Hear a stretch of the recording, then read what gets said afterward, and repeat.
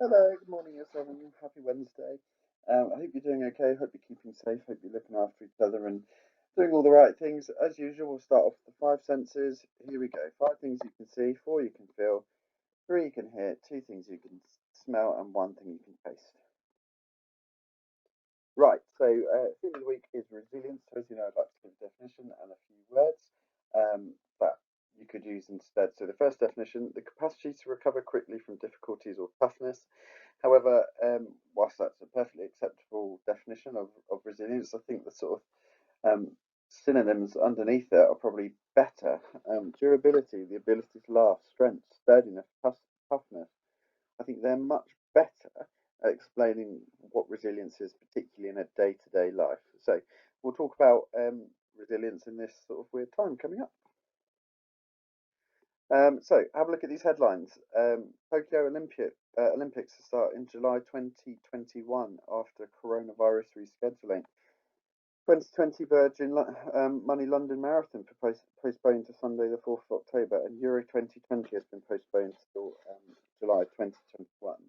Now, when I think about resilience, I often think about athletes because all of the people who would have been aiming for Tokyo Olympics or the London Marathon or Euro 2020 would have had a plan in their head, would have been working to sort of fitness goals and training programs and things like that, and working really, really hard to make sure that they're there for the event. And then I think, well, um, imagine the resilience needed to keep yourself fit and motivated for an event that you've trained so hard for, then it's taken away from you, and then you've got to do it all again. That's so, so tough. I think about people in the year group who were doing Voice in a Million, who trained and performed and rehearsed, and then at the last minute it got rescheduled. That's so, so tough to deal with, let alone picking yourself up and going again to do that. That's such an amazing skill, such an amazing talent, such an amazing gift. And I'm really inspired by those people who are working for these three events, let alone the people in our year group who have got things on or had events on, competitions, whatever. Well, they worked so, so hard for, and then it's just gone. That's a big blow to deal with. And then the resilience they're going to show by getting up and picking themselves up and dusting themselves off to train again is absolutely insane. So, that's Olympics and marathons and Euro 2020. That's elite level stuff. And when I think about resilience close to home, I think about maybe your parents or people at home who are spending 45 minutes just to get into Tesco, or working at home for the first time with you lot running around them and causing all sorts of havoc, or not seeing their friends and family. So for your parents and the people at home, it's really tough. And they've been doing that day in, day out now for a long, long time. Um, I go shopping every Saturday morning, and it takes me 45 minutes to get into Tesco. Something I never thought I'd have to do. And if I said at the start of the year that I'd show resilience by queuing to get into Tesco, you would have laughed at me. But it's difficult to spend 45 minutes in the queue to spend 2 hours in Tesco and having the resilience of following all the rules and social distancing when I'm in there. It's difficult for your parents and whoever's at home to try and do 8 hours or 9 hours of work a day, maybe even more, whilst they've got to look after you guys. It's tough, but they keep going.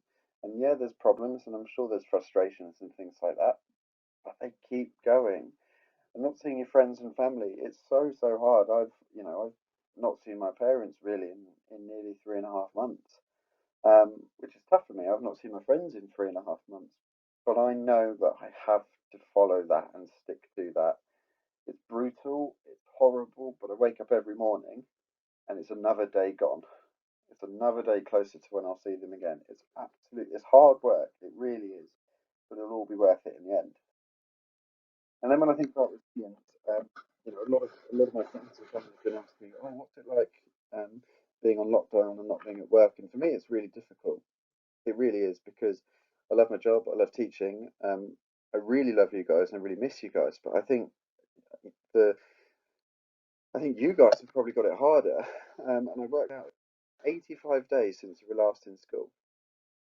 85 days, which means that you've had 85 days not being at school, which means 85 days not seeing your friends, 85 days of countless amounts of homework being sat and showing my homework. And I know a lot of people initially struggled with it. I hope the new timetable's working out, but you know that first 2 or 3 weeks where it was just seemed to be relentless. 85 days not seeing your extended family. I know a lot of people in the year group are really close to their grandparents and their cousins and their aunties and uncles. 85 days not seeing them properly. 85 days not going out to the cinema or to play football or go swimming or whatever. 85 days is ridiculous, crazy amount of time. And you guys are just plodding on through it. I'm so proud of you. And 85 days of stress, worry, anxieties, being frightened of what's going on.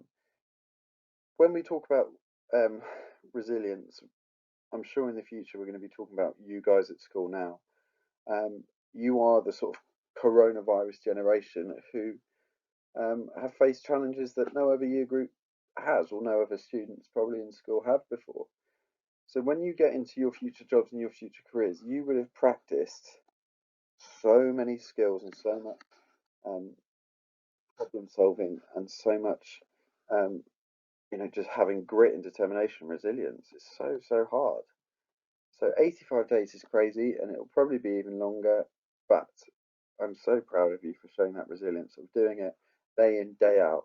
And I know a lot of people are probably feeling, oh, this is so boring, this is so monotonous, this is the same thing every day.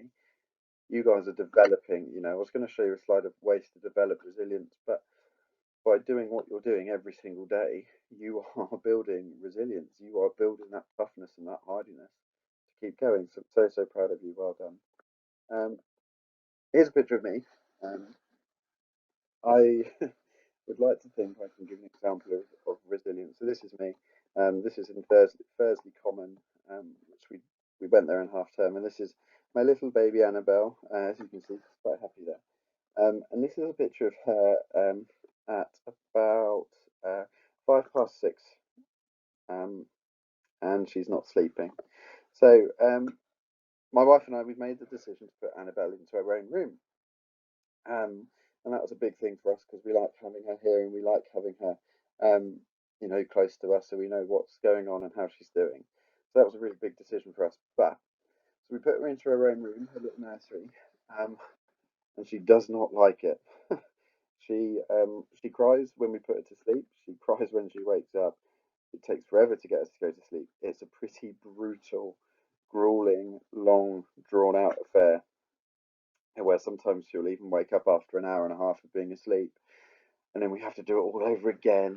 And my wife and I we're trying to be really resilient with it because we know that if we're not resilient and we give up and we put her back in our room or we give her a cuddle or we, you know, do whatever she needs, she's not going to sleep properly for a long time. She's not going to be, well rested. She's not going to learn how to sleep on her own. She's not going to learn how to self-soothe. She's not going to learn how to be resilient herself. So it's really difficult, and we've got to stick to the course, and we've got to be consistent and resilient with our actions. Because if we do, she's going to sleep better. She's going to sleep longer. She's going to learn to be more independent.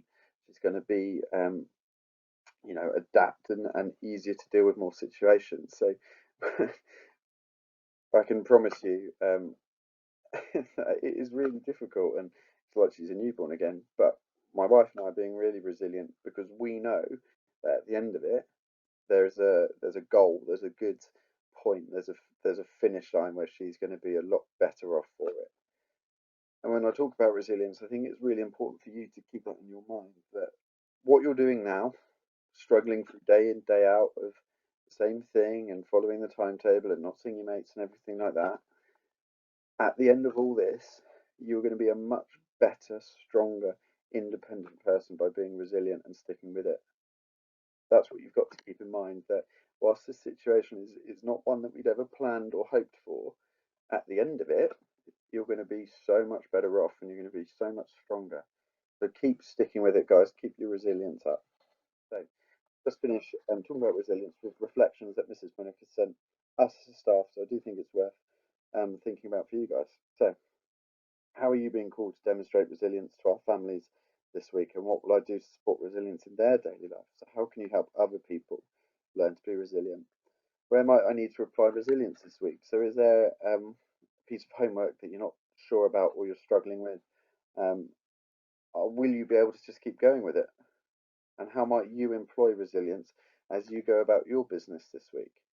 Are there challenges that you face? Maybe not just in an educational sense. Is there a trick that you're trying to learn, or is there a piece of music that you're trying to learn? Is there um, a project or a recipe or whatever that you're struggling with? Keep going, guys, because like I said, at the end of it, if you are resilient and you keep sticking at it, you're going to get to a great point, a point which is much, much better than where you were at the start. Believe it or not, guys, as I'm talking, um, my Annabelle's just woken up, so that's really great timing.